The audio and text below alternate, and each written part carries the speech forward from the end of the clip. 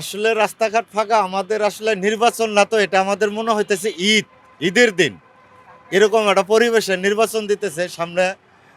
আর ঈদের মতো বন্ধ দিছে, আমরা খুবই আনন্দিত, শান্তিপূর্ণভাবে ভোট দিব, এটাই আমাদের প্রত্যাশা। কিছু কিছু জিনিস ঘাটতি আছে, যেমন শিক্ষা প্রতিষ্ঠান, কৃষির খাত, কৃষকের একদম মরার অবস্থা। সার সালফেটের যে দাম হয়েছে, তাতে আবাদ করে কৃষকের কোনোভাবে পোষাইতেছে না।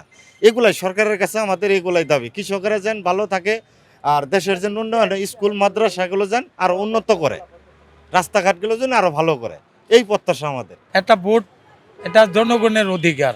একটা জিনিস বলতে কি, আল্লাহর হুকুম হইলে হাসি খুশিভাবে ভোট কেন্দ্রে যাবো, ভোট দিমু ইনশাল্লাহ। ছেলে পেলে আছে, আল্লাহর হুকুম হইলে এই আমার বড় একটা আশা। আপনি কি তার যোগ্যতা সততা দেখে ভোট দেবেন নাকি তার ভোটের মার্কা দেখে ভোট? বাবা, সতর্ক কি আপনার এই দেশের জন্যে সবারই তো দিয়া দেখলাম, ওখানে একটা নতুন দল আসতেছে, এটা মনে করেন আপনি দেখি আল্লাহর হুকুম হইলে ইনশাল্লাহ। কি প্রত্যাশা?